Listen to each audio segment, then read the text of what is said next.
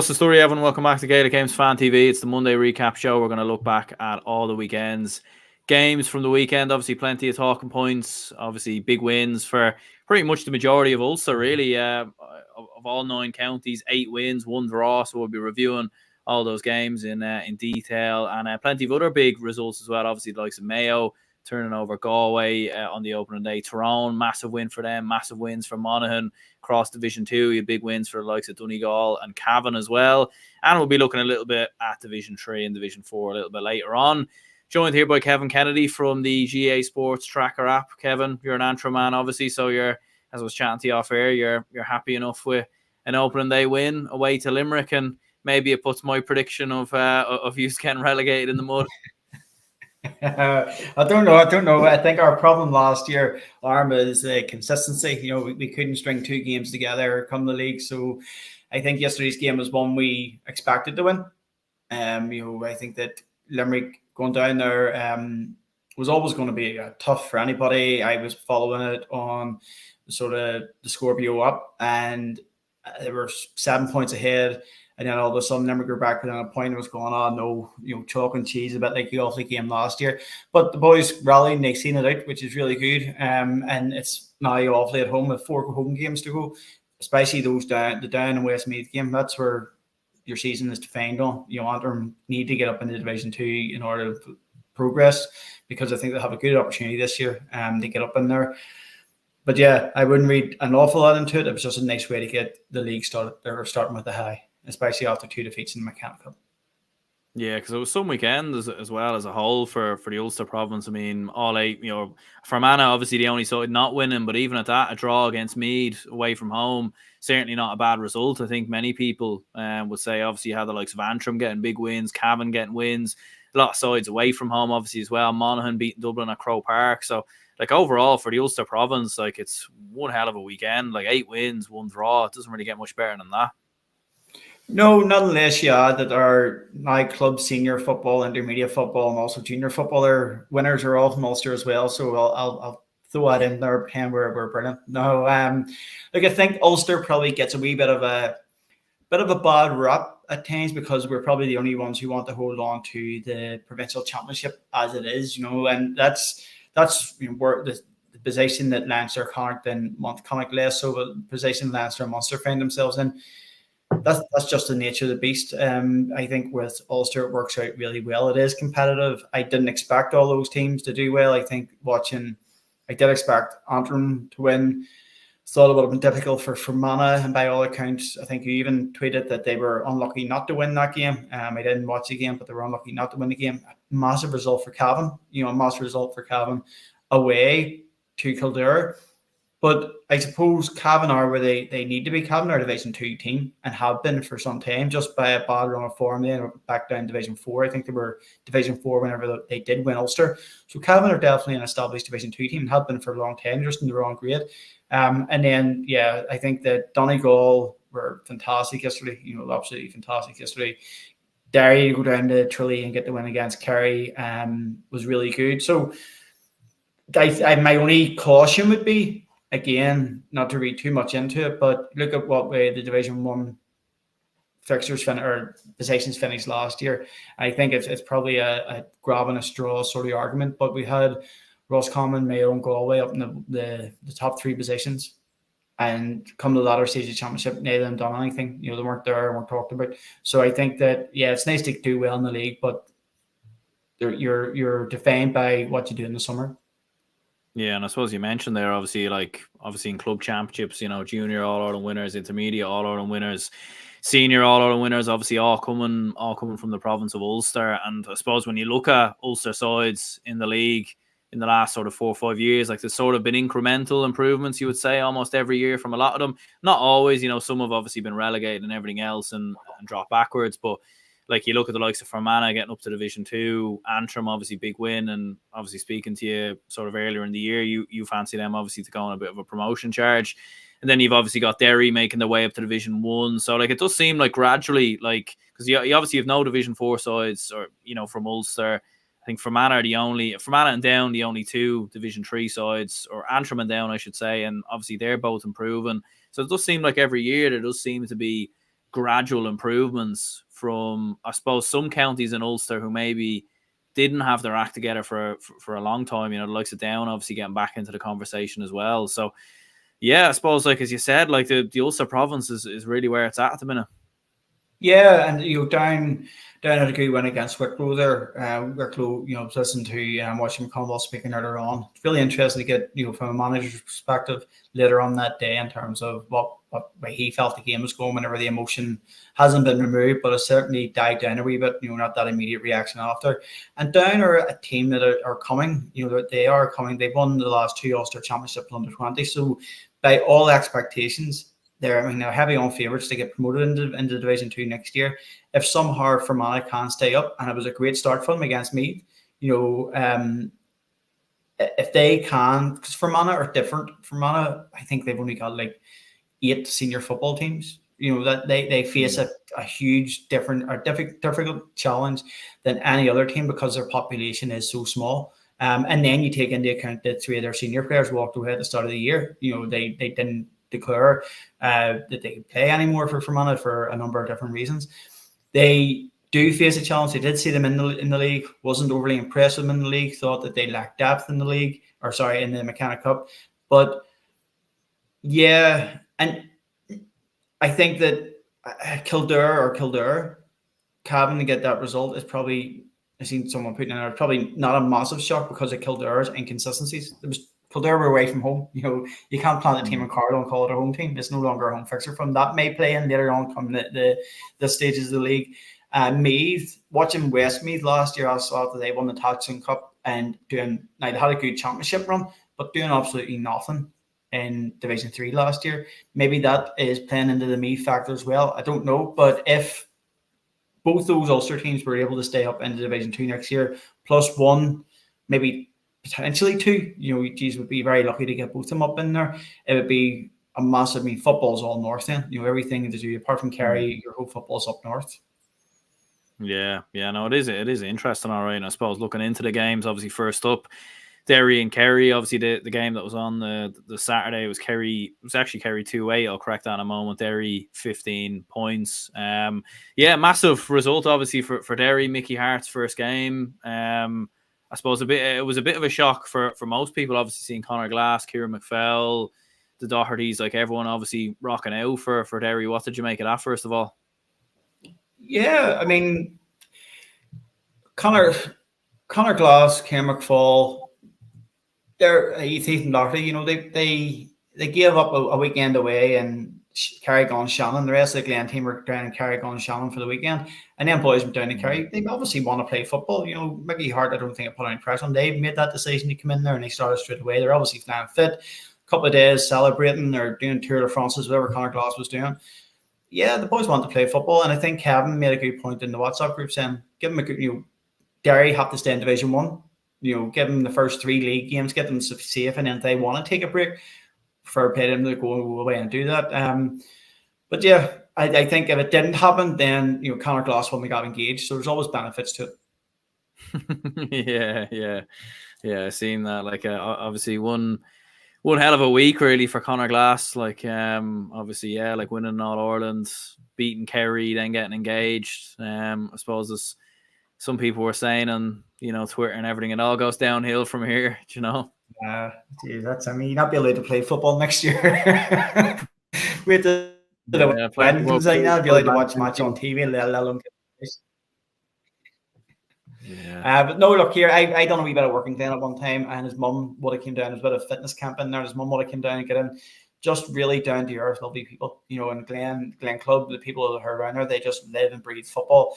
And they're not only that, but Slough-Neil, which is less than a mile up the road. You actually had to pass the Slough-Neil bar in Maharad to get to the Glen Centre.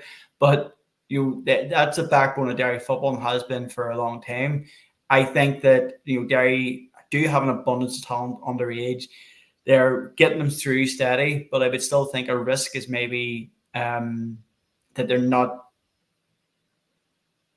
getting enough players through at one time. They're not bringing in like 5 or 6 players to try them in the league, and maybe later on the championship that might be an issue. Was it an issue for them last year? That's not what beat them against Kerry in the semi-final. maybe experience beat them. Even the players are coming on were still very good players, but they just lacked a wee bit of experience at that level. They still, Jack O'Connor came out there last week and says that they were very lucky to get over Derry in that. But I would like to see a few more new faces exposed in that Derry lineup. Yeah, because that does seem to be the criticism maybe of Derry. Like, obviously, I suppose maybe it didn't affect them too much last year because obviously they still gave a very, very good account of themselves against Kerry and were probably actually very unlucky maybe not to win that game in the All-Ireland semi-final last year. But as you said, like maybe a case of a burnout in many ways. Like you've got Kerry who on one hand side, don't have the Cliffords. Obviously, Sean O'Shea was playing, but even at that, you looked at the amount of sort of starting Kerry players who were missing. And then on the flip side of that, you have Derry going, full strong now, and they're probably even going to be playing in a tougher province, you would imagine, than Kerry as well. So they're going to have even tougher games once the championship comes around. So it is interesting, to be fair, to see the two different approaches. Yeah, and I was speaking to a few of the boys. I think it's win-win for both teams. Like, Kerry want to be there. Kerry turn up and whenever it gets to the All-Ireland semi-final, that's whenever Kerry start to come through. For Derry, they went down there. They've got a monkey off their back in terms of getting a win over Kerry in their own backyard. A difficult place for any team to go to. But especially after the semi-final last year where they were unlucky, at least that's on 1-1. Now, you might say that Kerry were weakened significantly, but they still had a lot of starting footballers. Joe O'Connor will start from Gavin White, Shane Ryan, Sean O'Shea. So let's argument that it was a Kerry second team. You're not talking, I know we love Clifford and he's brilliant for the game, but you're not talking against a really bad footballer being replaced by a megastar. You're talking about a good footballer, a very good, like Dylan Gainey, for example, has done wonders for them in the pre-season. He had a good year this year in his club championships. You're talking about a very good footballer being replaced by a better footballer who is, and Chrissy McCaig arguably probably would have done just as good a job on to Clifford on Saturday night as he did on Sean O'Shea. That's just, he would have had to adapt to this game, but I don't fall into the thing whereby you're playing a completely different team. It is Kerry versus Derry at the end of the day.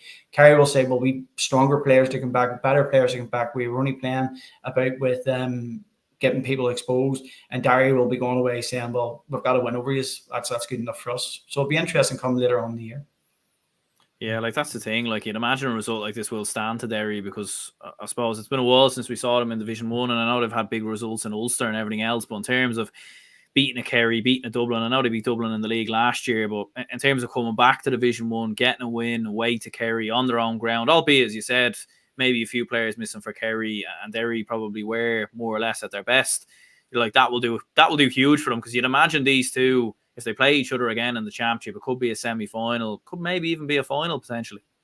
Yeah, and I think, to back to the Glen argument, Conor Glass, Ciaran McFall, Doherty, I don't know if Emmett Bradley was stripped out, but I know he's back in next year for Derry. But even take Conor Glass, for example. He's got a Club All-Ireland in his back pocket now.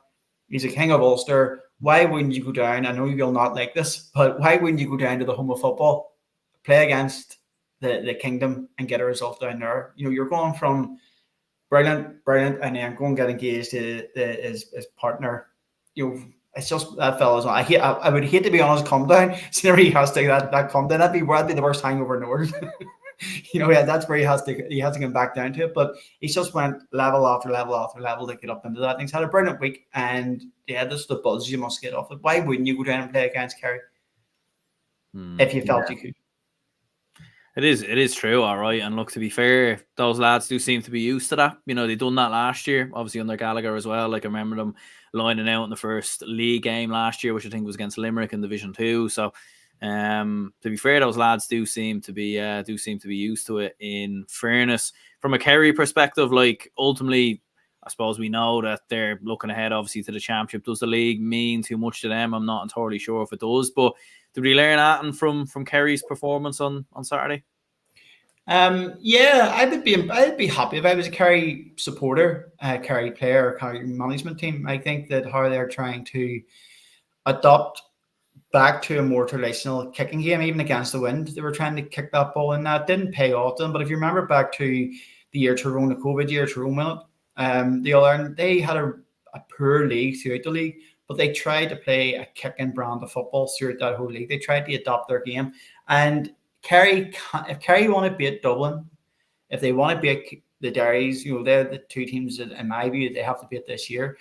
They have to adopt their game. And that's not going to happen in your pre-season competitions. You have to learn that game come the league, so it stands you in good stead come the championship. So it mightn't have worked for them the other night. They had opportunities to win that game and put that game to bed.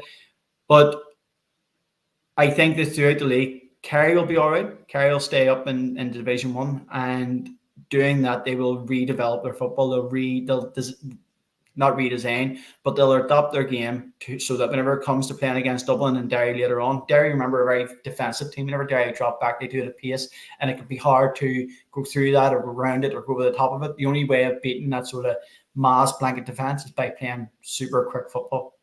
You're getting from one side of the pitch to get a shot off within 45, 50 seconds. That's Hart Glen won the All-Ireland club football. You watch Donegal, that's how they transitioned this year massively. You have to get that ball up as quick as you can. And there is a trend developing in GAA that the quicker you can get a shot off, the more likely you are to score. It's no longer possession-based. You watch Mayo. Mayo haven't developed their football at all, but at least Kerry are trying to do it. So I'd be happy enough with Kerry playing against Derry. Didn't get the result they want, but my God, it was an entertaining game of football. Once after the first 10 minutes, it opened up, and it was a joy to watch. Absolutely, yeah. And to be fair to Kerry, they go up against Monaghan and next away from home. Derry obviously take on Tyrone as well, and what a game that's going to be, in fairness. And speaking of Monaghan, obviously big result for them away to Dublin at Croke Park. It was Dublin 114, Monaghan 3-9. I was at this game. It was an interesting game because there was certain moments in the game where I felt like Dublin were going along pretty well and were actually playing some good football.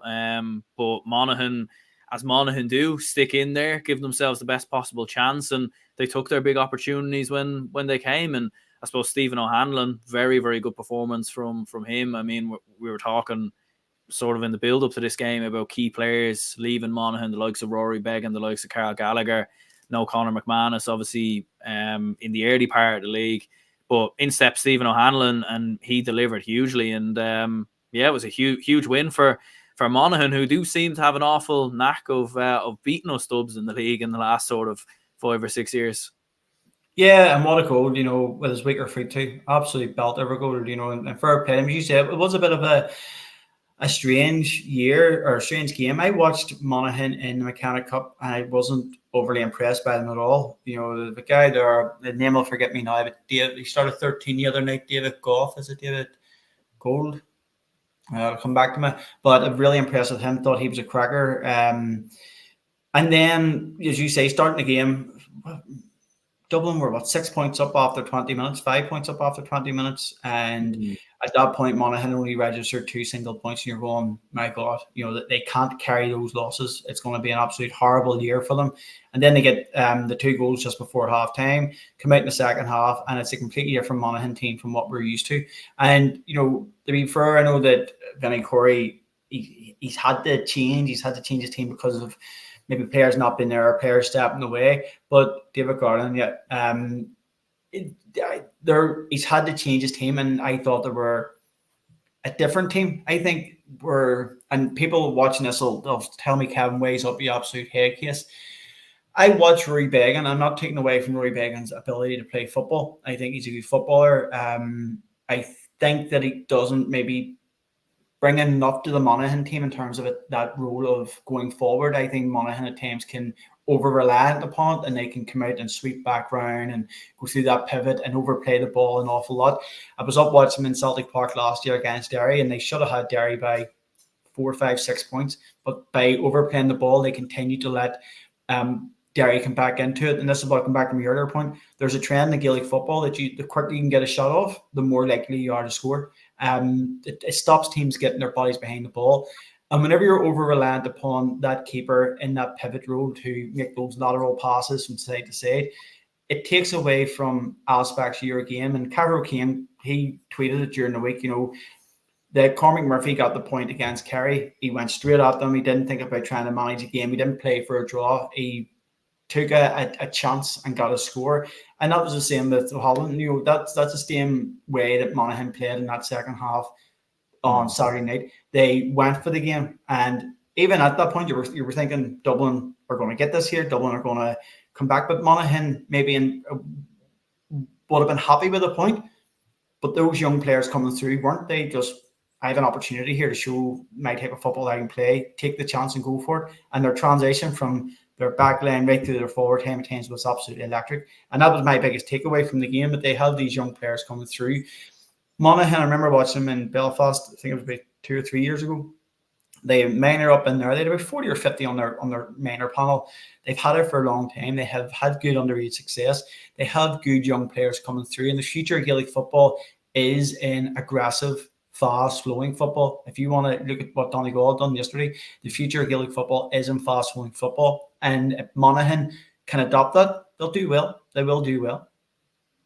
Yeah, Farney Fan TV says if that's the way we play without Manzi, Darren Hughes, Conor McCarthy and Rory Beggan, imagine how good we'll be with them. McNulty and Stephen Mooney are some additions. Could this be the year? Monaghan are serious All-Ireland contenders. Yeah, look, I think they're definitely a contender. I don't think they'd win it, but look, I mean, they got to the semi-final last year, and as you said before, like, they do seem to keep finding these additions, which I think like is testament to Monaghan.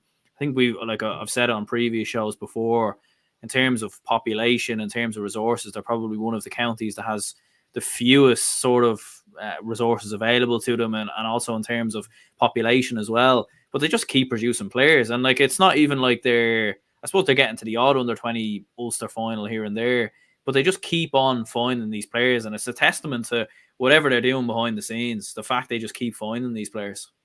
Yeah, I say it's been a while. They haven't reached the heights of maybe Tyrone over years underage, and especially Derry maybe the last 10 years in terms of the players that they're able to produce. But they do have big numbers down in there. They play a lot of McCrory Cup football as well, which stands them a good stead by the time they come to senior football. It just, my concern, and again, you'll not know until later on in the year, but they were able to change their style of football with these younger players coming through. And maybe it's like a learned behaviour. I think not just Monaghan, but a lot of teams, and we'll talk about Galway and Mayo shortly, but they almost had this learned behaviour of, let's take away the risk. Let's go back and get it to somebody in a more feasible or more likely shooting zone, or if I shoot, I make it told off. And that mentality it plays in. These young players didn't have it. So I necessarily wouldn't think that bringing the older players and more senior players straight back in will bring them from here to here. I think the older players have to learn from the younger players as well in terms of their freedoms. McManus stand out by himself, yes, but the rest of those players will have to learn to quicken ball up, because there is an evidential trend that the faster you can move the ball up the pitch, the better your chances are of scoring. And that may take a wee bit of unlearning for some of those older players to come back in. Yeah, what did you make of Vinnie Corey's comments full time? Obviously, speaking about Rory Beggan, he'll come to his senses eventually. Yeah, I mean, I think they're both in the same club. It was tongue in cheek. They're having a laugh. You can just see him there chopping away at it. He will obviously wish Rory Beggan all the success in the world. I was down in Castleblaney with the Mechanic Cup game, and I was chatting to a lot of boys down there in Monaghan. There's nobody doesn't wish Rory Beggan the best in the world whenever it comes to these NFL trials. Fair play to him, and I hope all the Irish lads over do themselves justice. Mightn't come off, but here, when you be loved in the position to take the chance to go and do it. Yeah, like it's one of them. Like, when if you see the quotes, you might think, oh, he's taking a bit of an interest in, stab at Beggan there. But actually, when you see him say it, it's taken completely out of context. And again, I think it's probably a case of journalists and the media and everything trying to create a storm out of absolutely nothing. I don't think there was anything at all in it. Like. Yeah, no, look here, it's clickbait. That's what it is. Clickbait, and it's people that go in and they get paid for every click that they get into that. So if you're getting 50p a click from ASOS or AA, whatever it might be, you're going to put something up in there. But we all know that bad news sells more so than good news, unfortunately, especially on social media. Yeah, that is true. That is true. Rory says, I do think Dublin will beat Mayo and Castlebar, probably just because Monaghan do have a good record against the Dubs, and Gaelic Guy says this could lead to Dublin down a bad run of games like the 2022 league. Yeah, it is interesting. We've got Mayo up next, then Roscommon at home, then Kerry at home. So a couple of difficult games, as you do in Division 1. I mean, Division 1 is the highest division in all 4 leagues. So you're going to get tough fixtures. But yeah, like, I mean, from a Dublin perspective, I mean, we saw this from Dublin a lot of the time last year, where Dublin were very slow out of traps. They didn't really look particularly bothered with the league, even throughout Leinster, and even in the group stages, they didn't look particularly great. They were fairly, very probably stronger actually than I imagined, to be honest. And you obviously had James McCarthy coming on in the second half. But what did you make of Dublin's performance? I mean, they were obviously, Desi Farr was obviously a bit peed off after the game that they had lost. Probably a bit more peed off than I thought he would have been. Maybe not easy getting beat at home in front of a good crowd on a Saturday night in Croke Park. He will want to stay. He'll not want to do that dogfight, not so much a dogfight, but he'll not want to go back down in Division 2.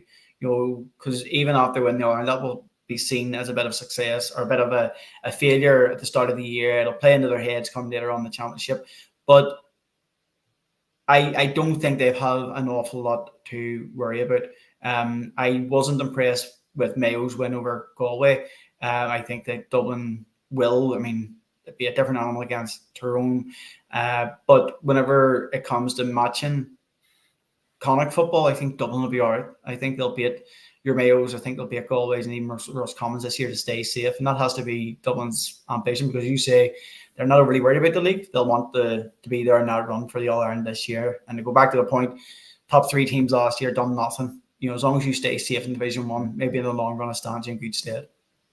Absolutely, yeah. And there was still some good performances from Dublin. Like Costello, I thought was good. Ross McGarry, who was on the freeze, I thought played well. And it's certainly not the end of the world from a Dublin perspective, because we know what will come with Dublin later in the year.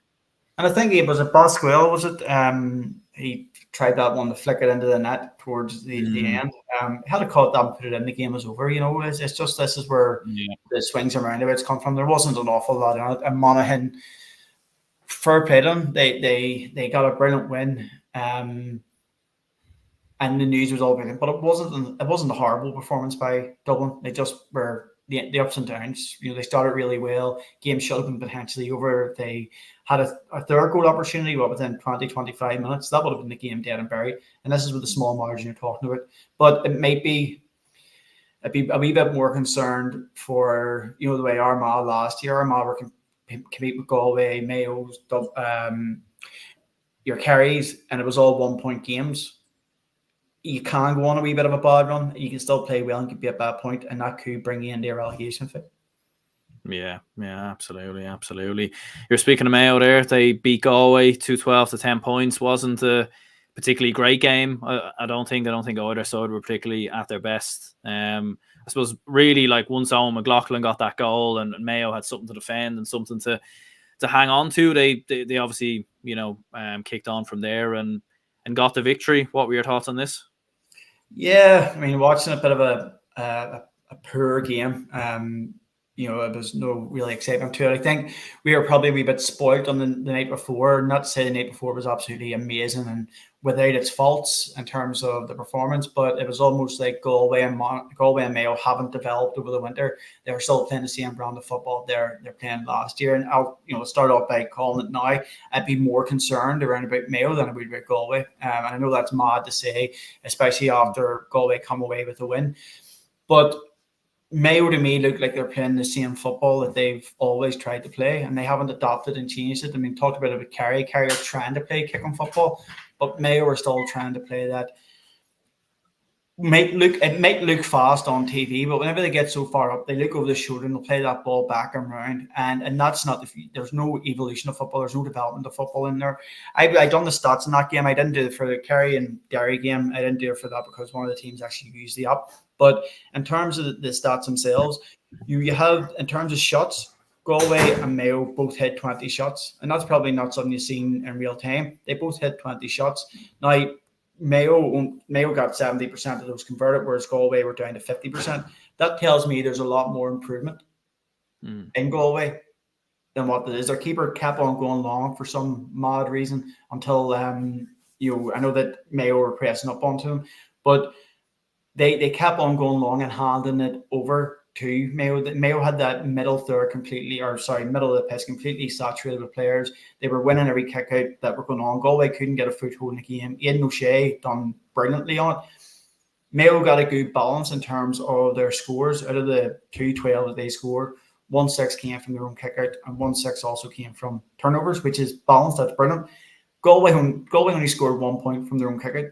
Their other 9 points came from turnovers. So, and I know it's mad to think about, but in terms of what the stats are telling me, there's more progress in that Galway team than there is the Galway team than there is in the Mayo team. Yeah, to be honest, I wasn't particularly impressed with either team. I would agree with you. I think Mayo probably they do. Yeah, they definitely looked more like the same Mayo of the last couple of years in terms of playing a predominant running game. Obviously, Paddy Durkin getting forward, Owen McLaughlin getting forward, and I was surprised with Mayo to a certain extent, even they went as strong as they did, because I thought maybe they would be, because of the fact they went so strong in the league in the last 2 years. And it came back to bite them really by the time they got to the quarterfinals of the championship. But yeah, it probably is, because especially Kevin McStay there, obviously his second year, you'd think he'd want to try and evolve Mayo ever so slightly. And look, obviously it's the first game in the league, so we'll see what happens. Maybe he's keeping his cards close to his chest by the time it gets to the championship. Yeah, maybe he's saying we'll get our first 2 or 3 games. We'll stay in Division 1 and then we will try new players. Bowden coming back was obviously a massive brilliant game to it. But maybe they'll do that. Maybe they'll get safe. Maybe they'll not care about finishing first or second in the league. Maybe they'll take the foot off the gas once they know they're safe and start to maybe build towards championship game. Maybe that is their change. That is there. Maybe they've seen Galway as an opportunity without a few of their key men there, like Kelly and stuff, and a few of the boys who walked away after. Maybe they've seen that there was 2 points there for grabs, so you may as well take them while they're there. But yeah, I just think that insanity is what doing the same thing over and over and expecting a different result. Mayo have to change if they want to win some. We see it with Donegal, they're changing. Kerry are trying to change theirs style of football. Even Derry have adopted their game of football over the last 2 or 3 years as well. So yeah, I think if you're standing still, you're going backwards, and that would be a concern for me. Is it because maybe Mayo, last year, they obviously beat Kerry and Killarney, they obviously got to won the league and everything else, beat Galway, had some big results. So maybe Kevin McStay, he's thinking, you know what, we are good enough. We have a good enough squad. We have a good enough depth. We believe we're already good enough. We believe we don't need to change. We just basically need to be better at what we're already doing. Maybe that's what Kevin McStay is sort of looking at it. Because when you do look at their team from 1 to 15, then even some players you can bring off the bench. I mean, you bring in the likes of Killian O'Connor on and everything else now. You do have a good enough squad and good enough depth there, in my opinion. Maybe not to win it, but win the All-Ireland. But I think definitely to challenge and make a fist of it. Well, I mean, I know it's a cliche, but you go back to your All Blacks mantra. Whenever you're on top of your game, you change your game. You have to constantly be evolving your game in order to improve, and that's what it is. It's always and GAA and social media, we're very quick to jump to rule changes and suggest all these rule changes before any change at all. So things aren't right in Mayo. They haven't won Sam. It's as simple as that. But they might have won the league. They haven't won Sam throughout the length of the curse, whatever it might be. But whenever it comes to any change at all, you have to ask yourself 3 questions. First is, what are we trying to change? The second is, how will we know that a change is improvement? And the third one is, how will we know that change has actually brought about an improvement? They're not big, massive things you have to do. It's small, incremental changes that going on there. Maybe Mayo do need to take an opportunity to shoot more. We touch on it shortly, but the Donegal performance, Donegal hit 27 shots in that game against Cork from ridiculous angles. Mayo still played it safe. Mayo, they got 20 shots off. They had a lot more possession of the ball. They were able to turn Galway over an awful lot, but at the same time, to give up so as many turnovers as they did, Galway stuck with them for, whenever Mayo got in front of them, Galway stuck with them for a lot of it. The gap didn't really increase an awful lot, apart from maybe the last goal, but it didn't really increase an awful lot. And you can't do that. You have to constantly be evolving your game as it goes on. And I'm just hoping that maybe once they are safe, it'll be a chance for McStay to recoup and say, look, now let's see what our plans have been. Maybe they've been working about something in the background that they want to keep up their sleeve. Maybe it's an Cluxton one hanging about there in the background that'll bring a massive change to them halfway through the league into the championship. And I hope they do, because I like Mayo. I do like Mayo. I like Mayo football. I watched a lot of their club football this year, and it wasn't brilliant. It wasn't brilliant at all. Compared to a lot of other counties out there, I think Mayo was pretty weak, actually, and those top teams that are going on. So yeah, I don't know what the change has to be. You just can't do the same thing, no matter how good you are. You can't do the same thing and expect a different result. Yeah, and I suppose looking at Galway, like, is there any concern around Galway, do you think? Because obviously Pádraig Joyce, I mean, he's been there quite a while now, and even when you look at Galway's record actually against Mayo, they've only beaten Mayo once in their last 8 games, and that was obviously in the championship in 2022. So their record against Mayo in both league and championship has been quite poor overall. And even, I suppose, like with Joyce, he has been there quite a while. He obviously got them to an All-Ireland final 2 years ago. Aside from that, I know last year they had some very good moments, and obviously things sort of petered out towards the end of the championship. But there does feel like a bit of pressure for Pádraig Joyce and Galway to try and get this right, because you feel like if he isn't able to get it right this year, then maybe Galway might be looking at making a change further down the line. Yeah, and I think that he's obviously coming out yesterday with the 2 boys who are not able or not playing this year. Then you look at Sean Kelly, who has had I think it's an ankle injury he has, just a horrendous, absolute freak of an ankle injury there. I think whenever you look at that, there's potential that he faces a mountain this year to try and get over. But the good thing is that there is plenty of room for improvement to go on in there. Even I talk about this idea of systems thinking. Systems, not structures. Often we use the word in GDA of systems. You have your system going forward, and you have your system of coming back, your defensive system, your offensive system. Whenever you look at why the Galway keeper had to go long yesterday, it's because his 2 cornerbacks stood there.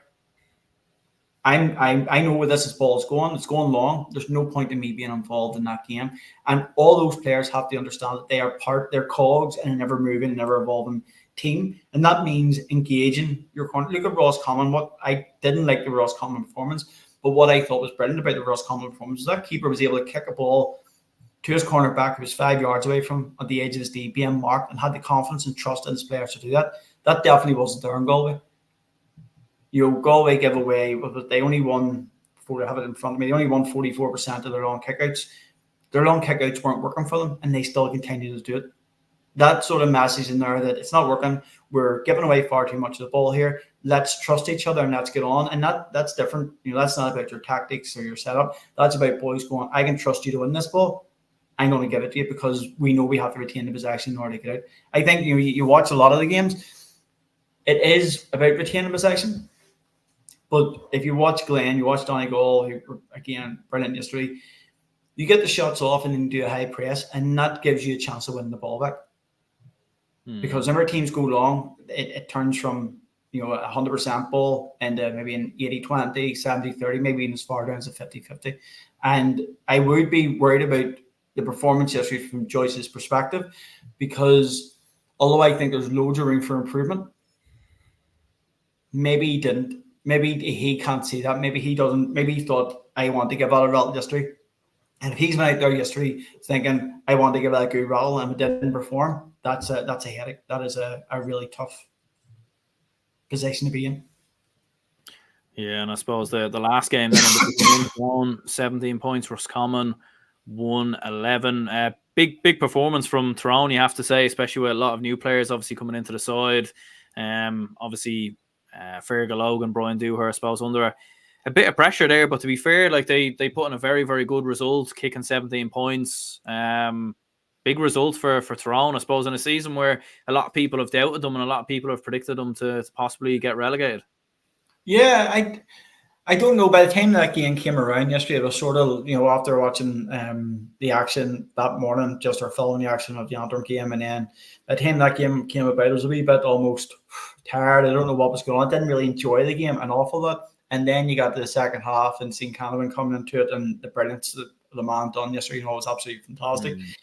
I think that with Tyrone, they're trying to again change their style of play, and they weren't too. They got 26 shots off yesterday. They converted over 60% of them, which is brilliant. They're able to get those shots off and win the game pretty comfortably in the end, without that sort of not go from Roscommon.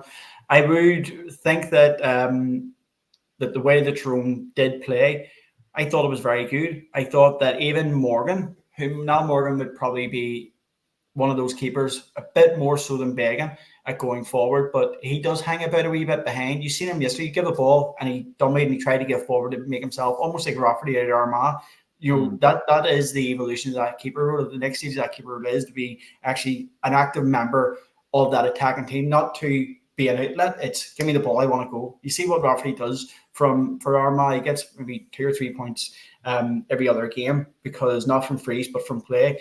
And Morgan, I think, will adopt more of that rule this year going forward to it. But to bring so many players back in, or to bring so many new players into the team and perform as well as they did, it was brilliant to see, because I did think that Tyrone, especially after last year, were going to struggle for depth, because you have like Paul Donegal, walked away, you had Donnelly walking away this year. You had so many players who have left that panel recently. And again, back to the Monaghan one, they're experienced players. You're thinking, where are these young bloods coming from? But those young bloods came in, they played great football, they went forward, they took their opportunities, they shot, which was fantastic. It was almost like we know, unlike Mayo, we know what we've done before hasn't worked, so let's try and do something different. And they've learned from Glenn probably that the more you shoot, the more opportunity you have to score. Yeah, like I was kind of thinking this earlier as well, because obviously they have lost a good chunk of players, as you said, like Noel Sludden's obviously there, Ronan McNamee is obviously retired, and they've lost a whole host of players over the last couple of years. But like realistically, when you actually look at it, since that All-Ireland win in 2021, they haven't really done a lot. Really, when you actually look at it in terms of Ulster, in terms of the league, in terms of the championship, obviously, getting knocked out in a couple of All-Ireland quarterfinals and everything else. So maybe actually these changes and these younger lads coming in is exactly what Tyrone football needs. Like, as you said, Kieran Daly coming in, Ben Cullen coming in, Dara Canavan was superb. Rory Canavan, who seems to be, sort of coming back, coming into the team a lot more now alongside his brother, and he was very good. So, like, maybe actually some of these changes and some of these players that have opted out in the last couple of years is actually a good thing for Tyrone football, because it's allowed these younger lads to come in, kick on, make their own stay in the team. And like, to be fair, they did perform very well, and obviously it's early days yet, so you don't really know how the year is going to go, but so far so good, you would say, for a good chunk of those younger lads coming in. Yeah, I've watched a few of them playing for St Mary's and Queens this year, and the Sigersons, and again they've stood out.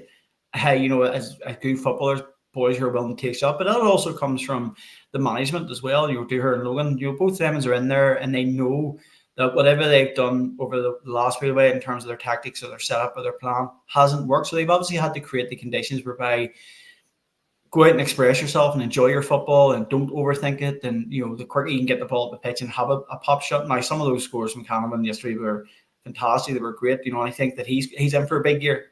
2 years ago, he done a wee bit more of it last year, but 2 years ago, he would have been looking for a player off the shoulder who's maybe in a better position to give that ball to. He's taking it upon himself. He knows now that he is the kingpin in that forward, and he's not only as Tyrone, with a Tyrone on his shoulders, but he's also got the expectations of who his dad is on top of him as well, and he has to live up to that, whether they like it or not, and he has every opportunity to do so, because for a small, wary, fella, some of the scores he takes are second on. And for times yesterday, it was very reminiscent of what his dad used to do, in that full forward line, and he has potential to do that. And if he's given the opportunity to take the risk as a spectator, we're in for a treat this year. We are in for a treat. If he's given the opportunity to, if you see it, have a go.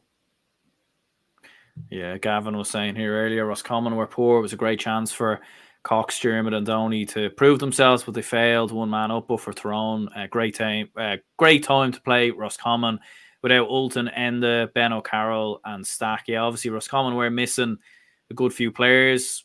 In terms of Roscommon, obviously missing a good chunk of players. Like Enda Smith is such a influential player for this Roscommon team, so obviously not having him was significant as well. Like, obviously they were playing against 14 men for pretty much the entirety of the second half. So you'd imagine they'd be a little bit disappointed at the same time that they didn't get closer to Tyrone. I know they had that goal ruled out obviously towards the end, which was a little bit controversial as well. But what was your take on how Roscommon got on? Yeah, a mate of mine, he was waiting on Roscommon and texting me beforehand saying, "What do you reckon?" I said, "I can't see why Tyrone are such heavy favourites for it." I thought that, even with those changes, Roscommon would have been doing rightly. Roscommon, to me, I took a lot of heart from, again, going back to the kick out that Roscommon was doing. 9 times out of 10, that keeper doesn't kick that kick out to the cornerback because he knows he stood under pressure. But the keeper did do it, and that to me was fantastic. They won. They hit 17 short kickouts, and they won every one of them, despite it being a high Tyrone press. That to me is a measure of good football within the team. Nobody panicked. You were able to kick a ball to your number 2 or number 4, who traditionally maybe aren't strong football players. You were able to give them that ball to player, and then the keeper was an option. They really get the ball out. They still hit 22 shots. They were still high. They were well over what Galway hit. Galway and Mayo both had 20 shots. Roscommon, in their defeat, still got 22 shots off. Their conversion rate wasn't great. What was it, 50, 55% up in there to it. Obviously, with players coming back, like I said, Smith and stuff coming back, that's going to improve. Their shot potential, their shot conversion rate will improve. I wouldn't be overly worried if I was a Roscommon supporter. Did they play poorly? They didn't come out in the second half. It wasn't a bad first half from them. The first half they were grand, but they didn't come out in the second half until the last 5 minutes. Then made a real fist of it. They managed to, out of their own kick out, was it? They managed to get it was 11 shots, so they won something like 24 shots, and they managed to get 11 shots out, which isn't great. You should be getting a lot more out of that, but I wouldn't be overly worried. I think out of the Connacht counties, Roscommon are better placed than Mayo and Galway. And you bring like their good players, their top players back into that team. Yeah, they'll improve. They will improve. I don't know whether there's an All-Ireland in them. I do think they'll win Connacht this year, but I don't know whether there's an All-Ireland in them. The only thing that I really don't like about Roscommon is going to be a sound of pain for. Their time in terms of their times in terms of the amount of time they spend on the ball. They have a real bad habit, and we've seen it last year against Dublin, whenever they held onto that ball for 3-4 minutes. That is part of their game. And out of all the teams out of the 5 games that were on TV, out of all those teams, the average time on which Roscommon were on the ball, I have in front of me here, it took them on average about 1 minute and 12 seconds to score their points. All their, give or take, that's the amount of time it took. Whenever you compare that to the likes of Donegal, who were around about the 40 seconds, and yes, it's different caliber you're marking, but their transition was quick and fast and was really explosive. Roscommon do have a habit of overplaying the ball and not getting up that pitch quick enough. That would be my only concern, really, from yesterday. Absolutely. Yeah, Dublin was great. Was saying Tyrone should have had 15 men. Yeah, it was a very harsh sending off in my opinion. I mean, it looked like he threw a punch, but I don't know. I didn't really see it slowed down, so it didn't really look like anything connected as such. But what was your take? The foul, and that tackle he made, that was never a red card. No matter what, that was never a red card. But I don't think it was for that. I don't think TG Cacker showed the bit of a scruffle after. But apparently, there was a couple of potential digs through that maybe didn't land or whatever it might be. And I think that's what it's for, less of the tackle. I think yesterday, was reaction to that. Referees got that wrong. But as soon as that happened, you did see Roscommon and Tyrone players coming in together. And it looked like it was going to be a wee bit of a handbags. And then the camera cut away to the replay of the actual tackle whenever the red card came out. And I think there's something happened that went off camera for that. It'd be interesting to see. They're obviously going to appeal it, but it'd be interesting to see whether it does get overturned. I haven't seen anything since the leg game yesterday, so I don't know.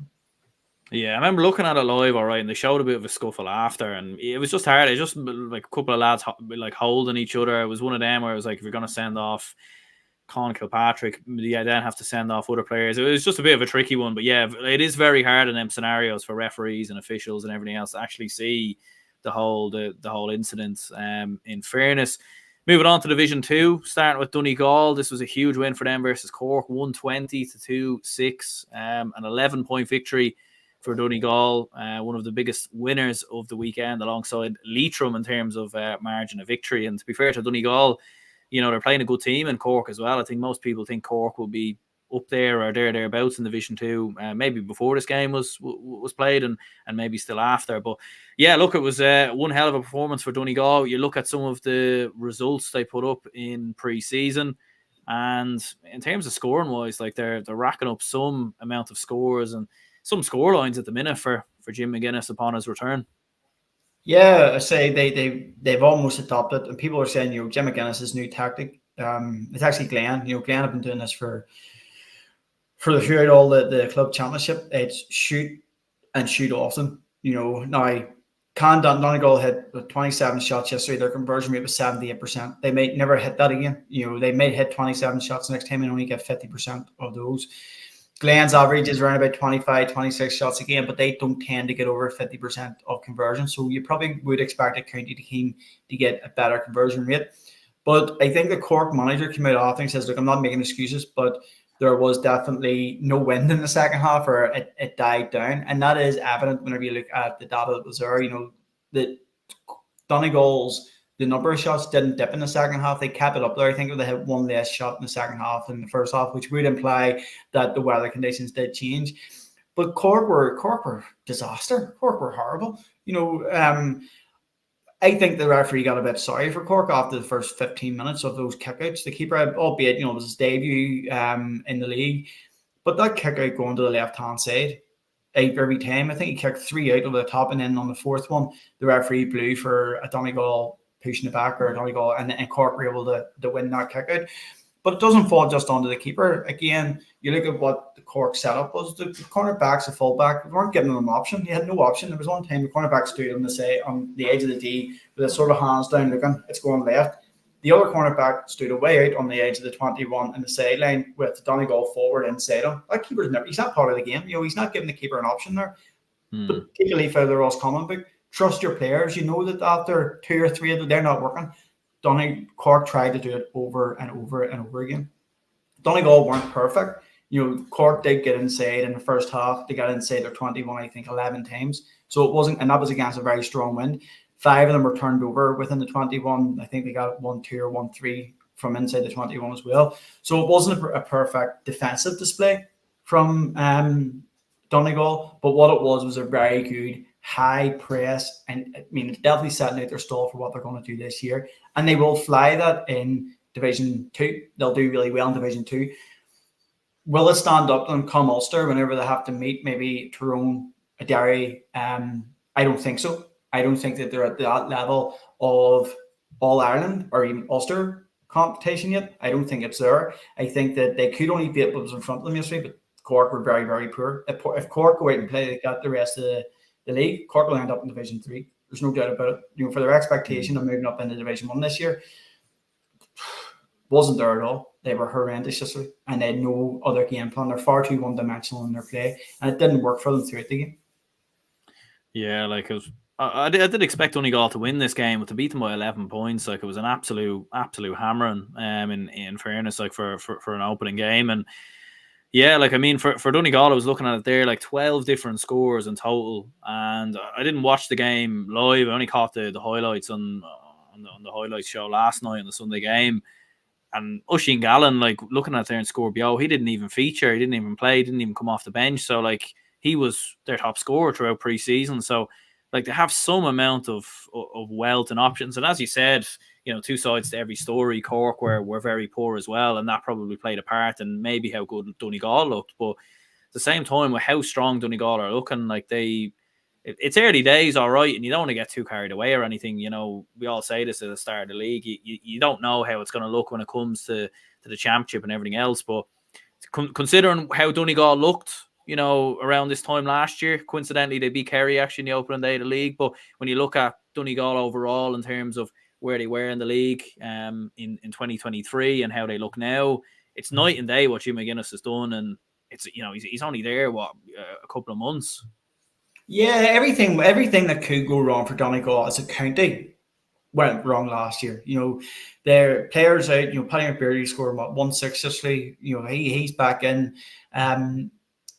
Donegal were clearly told yesterday, shoot often, especially in the first half with that win, take your chance and give it a go. I think that culture, that mentality, the intensity that Jim McGuinness brings, you only have to listen to maybe like the Carl Lacey whenever he was looking after Kilcoo, even as early back as October time, he was saying about the buzz about Donegal. It's infectious.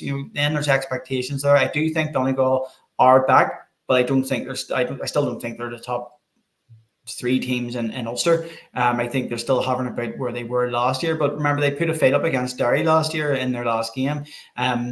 They done really well against Derry, so McGuinness will get them back. Could they win Ulster this year? I don't know. I just thought that Cork were horrendous yesterday. I thought Cork were so poor yesterday that although I do think Donegal, and statistically speaking, they had the best performance out of the weekend, Cork were just awful. Cork had, I was looking at Cork had 16 long shorts. They only won 7 of them.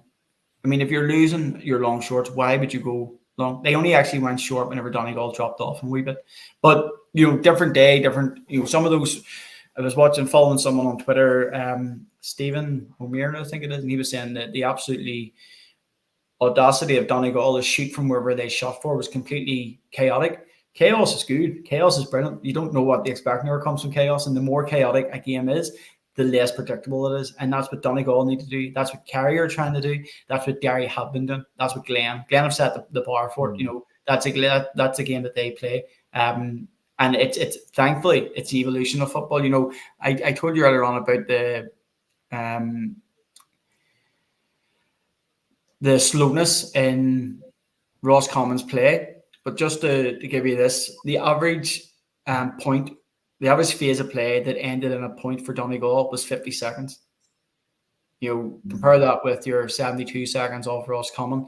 They're always, and the conditions were maybe a wee bit better in Omagh than what they were in Ballybuffet, but they still had to get them off.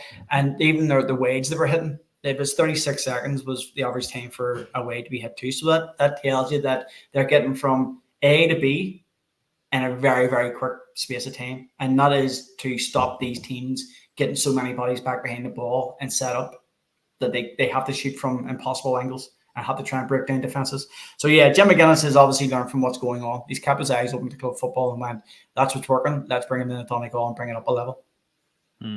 Absolutely. Yeah, no, Donegal looking very, very good in fairness, and certainly from a Cork perspective, like definitely worrying times a little bit after that performance. Still a long way to go in the league, but certainly I think a lot of people look to Cork as promotion hopefuls, and maybe not so much after that performance.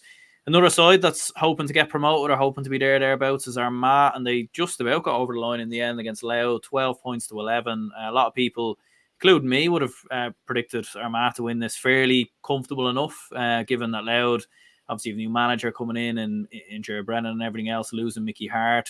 But fair play to Louth. Like, I remember I was at the Dublin game when this match was going on, but I was keeping an eye on score BO, and I think after about 20 minutes, Louth were like 5 points to 0 up or 4 points to 0 up, and you were thinking, what on earth is going on at the Athletic grounds? It was a little bit of a bizarre scoreline, but look, fair play to Armagh. They dug deep, they got the win, and look, I suppose at this stage of the season in Division 2, like I noticed with Dublin last year, we had some performances like this where we were thinking, what on earth is going on against the likes of Clare and Kildare on the opening day, and you just find a way to win, and look, that's it, get the win, box it off, moving on to the next game.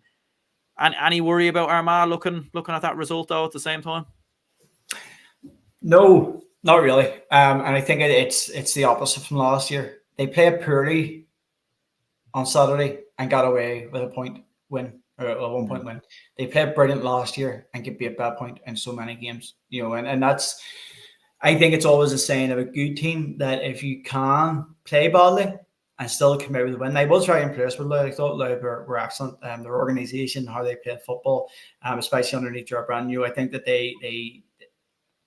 I think they'll be okay.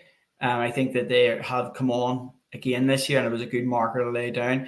Stephen Campbell coming back was a difference for Armagh. He definitely came in and steadied the ship and made the difference to it as well. But yeah, Armagh to win by a point. If they win by a point and get in all their games, they get promoted in Division 1. They'll be happy. If they win all their games by a point without playing well and win Ulster, they'll be happy as well. But there's still a few more players to come back in there. They still got the only come back in. They've still got more players to add to that team, and maybe come the business end, they have an easy enough run the Ulster Championship. They'll not worry about too much on that.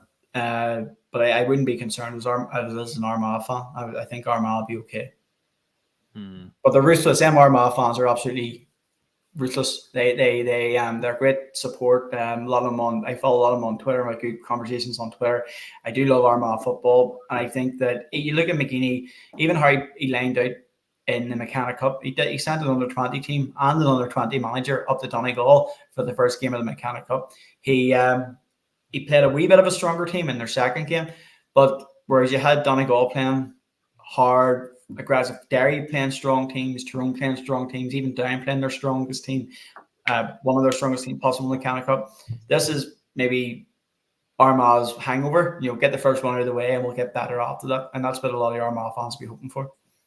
Yeah, it feels like Armagh playing the long game a little bit. It's a marathon, not a sprint, as they say. And a few comments here about Louth. Gavin was saying it was some game regret relegating Louth. They could be mid-table. They could be. I think we might have underestimated Louth a bit. Well, that was the thing. I think Ger Brennan coming in, he was never going to change that much, really, was he? And like, in fairness, like, if it ain't broke, don't fix it. And from looking at Louth, from looking at Ger Brennan, at the end of the day, they finished third last year, so it wasn't like they just about stayed up. So I think you have to give a credit to a lot of the players. And I think a lot of them Louth players as well will be looking at it and thinking, Mickey Hart left us. He jumped ship after he said he was going to stay. So they'll want to go out and prove a point and sort of show that, maybe we are better without Mickey Hart, Yeah, and sometimes you need a chip on your shoulder. You do need a wee chip on your shoulder to get those performances week in, week out. And if I was a Cork fan, a Kildare fan, I would be very worried because I would no longer see Louth as that team that are going to drop down in Division 3. You almost have the one that's ticked off straight away. I would see Louth potentially as an established, if they get over this year, they're definitely an established Division 2 team. And maybe that chip on their shoulder and that willingness to go the extra wee bit to prove a point is the difference between them and your Corks or Kildare's. I always think a Cork and Kildare are potentially maybe better football teams or have bigger numbers or whatever you want to call it. Sometimes if you have your back against the wall and you need to fight for something, it shows. And Louth clearly need to fight for something. Even it was hurtful the way it hurt the county and hard Mickey Hart left, and that's no disrespect to Mickey Hart. It's well publicised, even their wee dig at the AGM of, and here's our management expenses, for a county to come out and say that, here's what our 100 grand was what we cost for a management team. That is a dig, and you're not over that, and they will definitely be wanting to prove a point this year that Louth is bigger than Mickey Hart. Absolutely. And speaking of new managers coming in, Raymond Galligan, what a win this was, away to Kildare. I think I actually did predict this one as well, so one of the rare predictions I got right at the weekend. But yeah, look, some result for Cavan, in fairness, and like, the main reason why I predicted this was not necessarily and too much got to do with Cavan. It's just more I've seen Kildare so much through the years to know that this is the type of game that they lose, and I don't know how many times I've seen them lose these type of games. But look, fair play to Cavan, like, new manager Raymond Galligan, coming up obviously from Division 4, 3, and then obviously back to 2. The last thing they'd want is to get dragged into a relegation battle and find themselves back in Division 3 again. So yeah, this was a huge result for Cavan.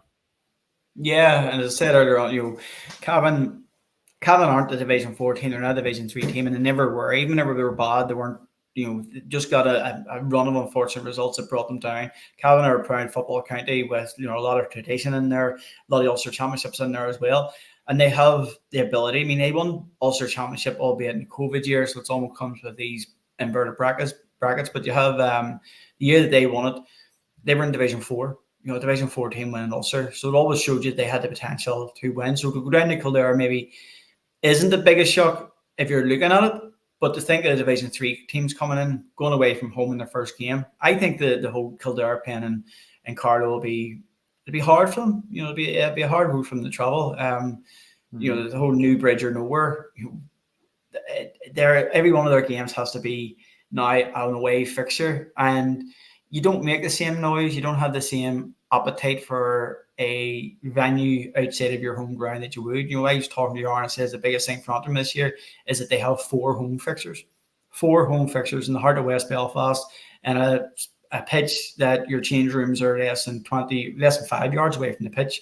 Where like people can make noise. You're right on the edge and anything. That sort of intensity that brings players to it. You can bet your backside there'll be a lot of Kildare fans who maybe, if it's in Kildare, they'll probably say, "Oh, she'll never cross here for 20 minutes and watch this game." If it's down in Cardiff, they'll go, "Nah, I'll come to North Town today. I'll wait till the better weather or so." And that changes the game, and it'll make it hard for Kildare this year. It will make it hard for Kildare this year. And Kildare they're so inconsistent. They're so inconsistent.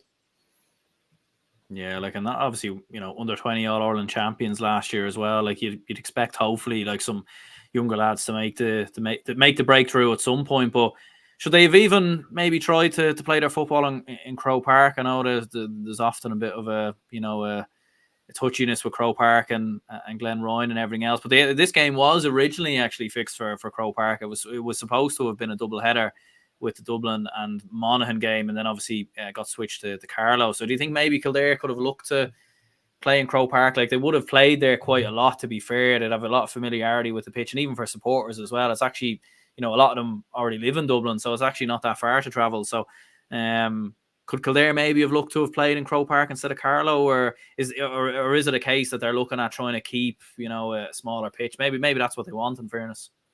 Yeah, I mean, I don't know. I think it probably goes into a lot of, what does it cost to put a game on in Croke Park to compare to somewhere else? Are they going to double up whenever Dublin are playing, or what can the pitch, actually take by the time you take in the Dublin teams, the Dublin hurling team, whatever the fixtures might be. Yeah, I would wonder, I don't know that Kildare are close enough, but is there nowhere else, even if it's a smaller venue in Kildare, that can hold this? Because even Kerrigan Park doesn't hold 10,000 people. I think Kerrigan Park holds 3,000 or something like that, and a lot of it is standing.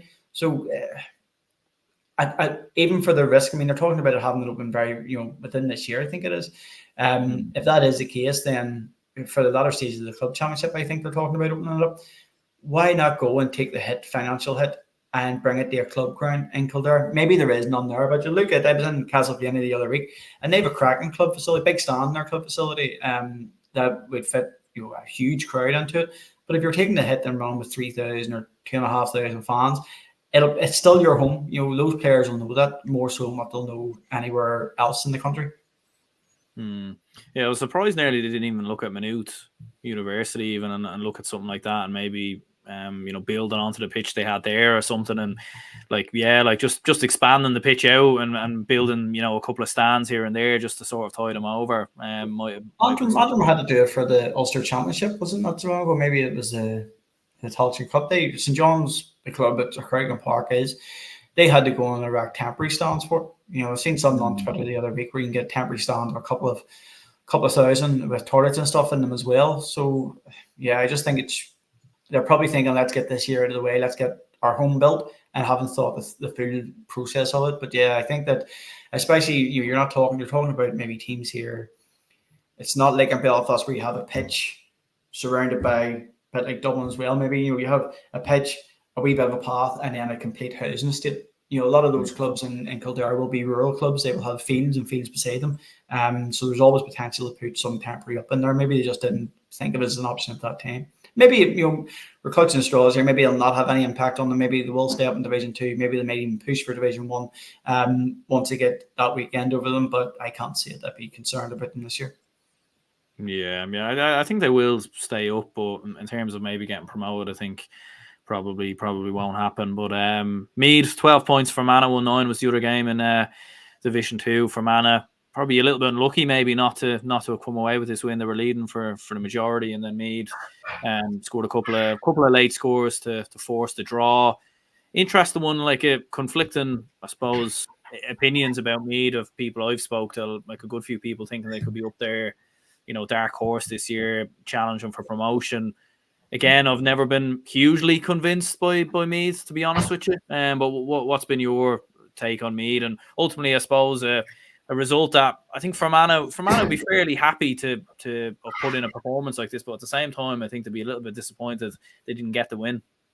Yeah, like watching Fermanagh and Mechanic Cup and the size of their squad and the size, they have a different conundrum than most counties in the fact that they only have a very limited amount of senior football teams, a very limited amount of Gaelic teams in there, so their population is minute. So even for them to be playing their trade in Division 2 is massive. To go to a place like Meath and get a result, get a draw, maybe should have got a win, is absolutely huge. But yeah, I wouldn't think that Meath are up in near Division 1 standard yet. You watch them in the latter stages of the Tailteann Cup.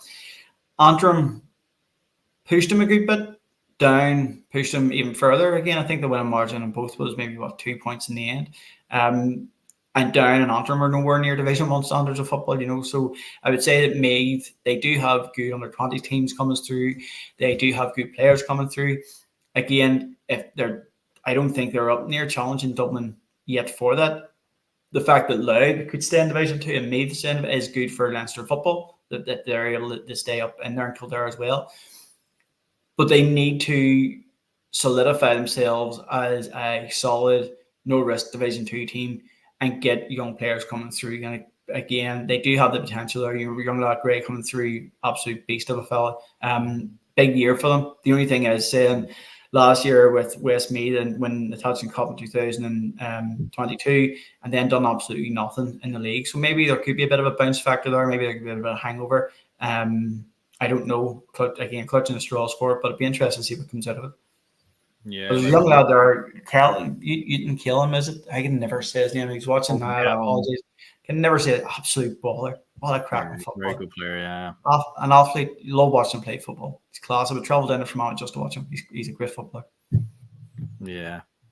No, he is in fairness, and Owen Frayne actually did a very decent game for Meath. In fairness, Gavin says as a minute student, I don't know about that idea. There's not a single stand or terrace there, and it's very mucky. Yeah, maybe not. But look, sometimes you have to think outside the box ever so slightly. But look, that at the end of the day, that's not why. There's a reason why I'm not the man, that's in charge of putting, of logistics and all these other things. In fairness, great result for Antrim in Division 3. They beat Limerick 2-14 to 2-7, 7 points victory. High scoring enough as well. So yeah, considering Limerick coming down to Division 2 or coming down from Division 2 last year, you never quite know when teams are coming down, what kind of an effect it's going to have. But yeah, huge result for Andy McEntee's men. Yeah, great start. 2 points on the road. You're always going to take those. As I say, they're a great win. There's probably a lot of cause for concern in terms of why did they wait to the 69th minute to make a sub? If they're leading by, I think it was 7 at one stage, kind of the second half, and all of a sudden they're back to within a point. At what point do you think about making changes? Does Andy have enough faith in the players that are in that panel to look around and say he can come on and make a difference? After 45 minutes, after 50 minutes, ever teams can do, start late or start to make their changes to finish the game off really well. But even whenever I'd have to take a lot of praise from the fact that the boys get for Limerick to get within a point to them with the wind, last year Antrim would have been done. Antrim would have stepped down for 5 or 10 minutes and took their foot off the gas, and that would have went away and the other way. But for the rally and come back again is really, really good. I would be concerned that they just dip far too often during games. You seen in the Tailteann Cup last year, that period after half time against Meath was the winning of the game. Whenever they stopped breaking lines and stopped going forward, Meath got on top. They came back in the last 15 minutes of the game and pushed it even closer again. But yeah, I don't know what it is. Have to be happy with them, but I think that they need to get players back. They need to get Niall Burns, who's started, I think he was centre half forward, needs to be pushed up into the corner. There's no better man in Antrim for a short. Once a ball comes into him, he can shoot on a hairpin. He's a great footballer. He's wasted whenever he's out in half forward because he gets dragged back in the midfield and in the half back. He's a sharpshooter. He needs to be up in there with Dominic McInhill. Young lad, Adam Lockburn is out injured. Kevin Small is out injured. Connor Stewart's out injured. There are players there that are not playing for injury reasons. And I think when you're coming up against Down and Westmeath in particular, you're going to need those players or more players than what you had the other day. But yeah, can't complain. Can't complain. I'm just looking for faults here. I'm just clutching the straws, thinking, why would you wait the 69th minute to make a change? That would just maybe linger in my head. But yeah, brilliant to get a result on the road. Yeah, interesting. All right, yeah. Like when Andy McAtee was in charge of Meath, all right, there was definitely a few times you would see Meath sort of go through large parts without scoring. I remember a couple of Leinster finals where Meath only scored like 3 or 4 points in the opening 60 minutes or whatever. So it is interesting that those trends are sort of carrying over to Antrim a little bit as well. Westmeath, great result for them against Offaly, 111 to 10 points. Obviously, Midlands derby and everything else. And I saw Conor McKenna was tweeting, not the Tyrone footballer, the journalist. I do always have to clarify that just in case someone thinks it's the other Conor McKenna. Yeah, but I think he was tweeting that Offaly haven't beaten Westmeath in a meaningful game since 2006. So that goes to show like Westmeath's record against Offaly. And to be fair, Westmeath, like considering the talent that they have, you think surely they're going to get out of the division this year. Yeah, and you look at, I know they absolutely flopped last year in the league, but look what they've done in the championship. They play Tyrone, Armagh, Mayo, was it? Not sure, but that they pushed those teams. They were unlucky not to get out of that group last year. That's a caliber, especially their forward line. Meath had a very, very strong forward line. They can't get scores. They can't take scores. To go away and beat Offaly away from home again is massive to get. And you think about the teams I'm looking at promotion this year in Division 2, Antrim, Down and Westmeath. All three of them got points on the road this year. The only thing is that and that's not easy to do, especially in your first game, because you never really know where you're sitting at for it. But Westmeath, I think, will do really well this year, and I could see it being between them and Down, who join Antrim in Division 2 next year. There we go. Yeah, looking at the other two games, it was Clare 9 points, Sligo 1-5. Bit of a feisty game this one actually. Sligo finished the game with 13 men, a couple of late points for Clare that got them over the line in that one, and Down obviously beating Wicklow 18 points to 13. So good start for Conor Laverty's men, and I suppose good return for Clare back down to Division 3, even with all the players that they lost. Yeah, I didn't see the Clare and Sligo, and the only thing that would concern me would be the amount of scores, and that not 9. Yeah, very low scoring. Yeah, 1-8 or 1-7. That would be a concern for me, especially if you think that there would have been a big breeze down there too. It's no different from what was in Limerick or even in Donegal at that time. So I think that those teams, they'll be the teams that are fighting for the promotion. You can't. There's no you can cover it up whatever way you want.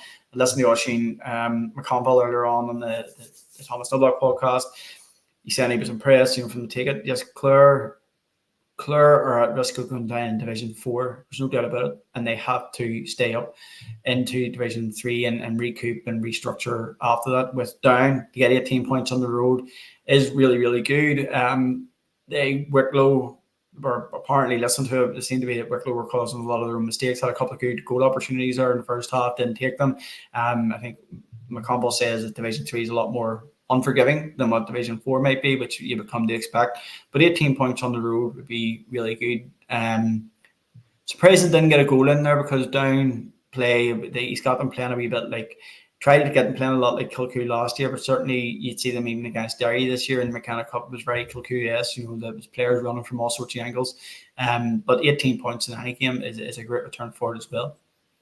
No, absolutely, yeah, like definitely a great result there from a Down perspective, and as you said, like you definitely expect them to be thereabouts in the promotion race. Looking at some Division 4 games, great result for Laois against Longford. I suppose two sides you'd imagine that will be competing for promotion in Division 4, and Justin McNulty back for Laois. Interesting enough, the Laois goalkeeper I've seen scored 5 points at the weekend, and 3 of which were from play. So that's I suppose more modern day goalkeeping there, and yeah, great result for Laois and Justin McNulty back at the helm. Yeah, and it shows you that role that the keeper has. The keeper played as a third midfielder. It wasn't that he was that pivot role of dropping back. We're talking about it earlier on and trying to make those lateral passes. It's that Rafferty style of looking for opportunities to score. It's all right saying you scored not 1 every 5 games from play, but you're maybe converting your keeper for frees. But at least to get a result in there is brilliant, or get a result in the first game is brilliant. I know they were touted for promotion last year. It didn't happen for them. They were abysmal come the Tailteann Cup. things weren't right for them at all, but they have enough talent and ability to get up into Division 3. Longford did put in a very strong performance against the second string Dublin team just a week or so ago, 2 weeks ago. But yeah, it shows you where Lisa's mentality is. They've obviously taken last year's embarrassment against Down to heart, and rightly so. And they've recouped, and McNulty's got a good win in there. I mean, he's had loads of time on his hands because he's not doing anything in Stormont, so loads and loads of time. Absolutely, yeah. Wexford, good win for them away to London, 113 to 1-9. Yeah, look, I mean, to be fair to London, like they gave a good fist of it. Wexford, you don't know what you're going to get at the best of times, but good result for them. Carlow, obviously, good result for them away against Tipperary, 310 to 114. I suppose it does show that Tipperary are probably back to this level now, unfortunately. Like the fact that I think Carlow, have been mainstays in Division 4 for a couple of years now, and Tipperary unfortunately have lost a good chunk of players over the last few years. Yeah, it's unfortunate for Tipperary, especially after winning Munster not so long ago. The COVID year as well, where things maybe shouldn't be read too much into. But yeah, it's sad to see because they work so hard to get up into the top table in Division 2, and they're playing really good football up in there as well. For London, I thought London would have had Wexford just because of the unpredictability that is Wexford themselves. And London getting a good wee. I thought London getting a good wee run in that the sort of iconic league, getting a win over Mayo, was it? I thought that they were going to do pretty well out of it. But yeah, it just shows you the good thing is, there's no relegation from Division 4, but that makes every one of them teams more willing to try and fight for promotion and try and get over. But after the second game in Division 4, it's almost like a not that the league's over, but you know who's going up and you know who's going down. Especially now, whenever you have your workload and your slag goes out of there, at least you're going up.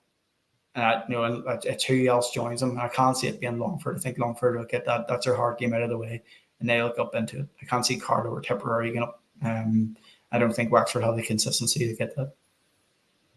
Yeah, I suppose one team that'll definitely be in the conversation is Leitrim, 217 to 1-5. Probably not a great look if you're a Waterford fan, but certainly Leitrim, very, very good performance. And Keane was saying here, great win for Leitrim, a game we needed to win, and which we won well. Game 2 against London in Carrick-on-Shannon is definitely winnable. Yeah, I suppose for Leitrim, like after all the stick they took after losing to New York last year, and then the Tailteann Cup was, I suppose, very poor as well. So to get a win was the most important thing, but to put up a score like that, absolutely huge. And I know Waterford have had a huge turnover of players from last season as well, so probably not a great look for them, but fair play to Leitrim.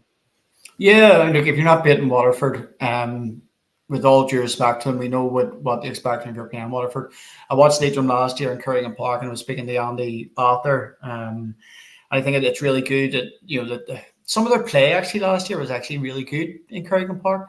They just didn't get the scores. They maybe overplayed at times. But Mickey Graham obviously getting in there. He's seen something. There's obviously potential within the county to improve. I know Mickey looks after their club, or did look after their club team down there. I don't know if he's still there this year, but it's obviously a coup by Andy Moore to go and get the ex-Cavan manager and bring him in. He will bring them on leaps and bounds, and they are the also runners.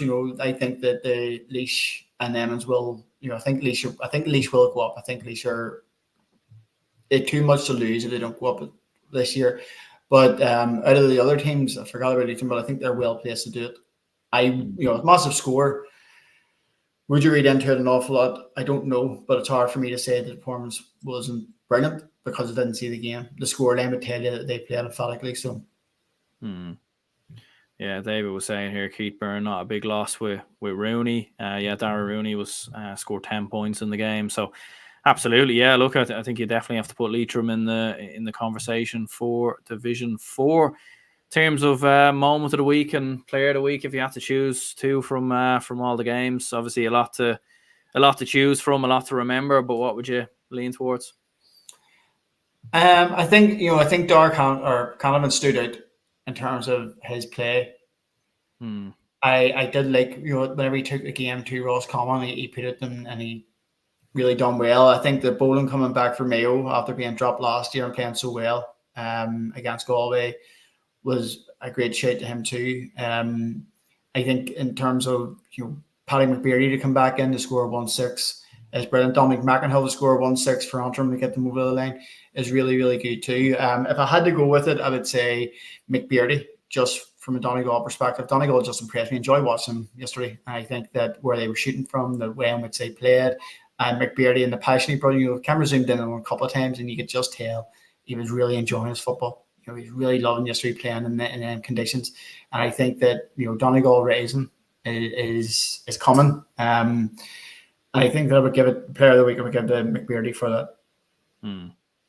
Yeah, I'd probably edge towards Stephen O'Hanlon just for how good he played, obviously, against Dublin and seeing him in the flesh and everything else. But yeah, I think a moment of the week or performance of the week, I think Donegal for how good they looked. Definitely don't think you can neglect them. In fairness, before we finish up, the GA Sports Tracker app, where can people find that? Obviously, you were listing off a few stats and everything else there. So if people want to see that in more detail, where can they find it?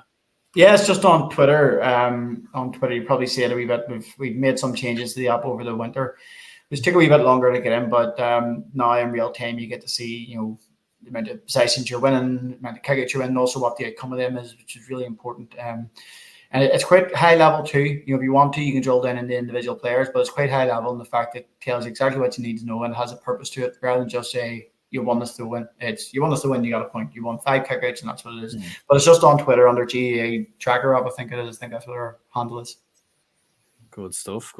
Well, cheers anyone who obviously tuned in. If you could hit the like button and subscribe, be much appreciated. And big thanks to Kevin for coming on, and for anyone who tuned in. And we'll catch you all later in the week for the preview of round 2 of the National Football League. So cheers anyone who tuned in.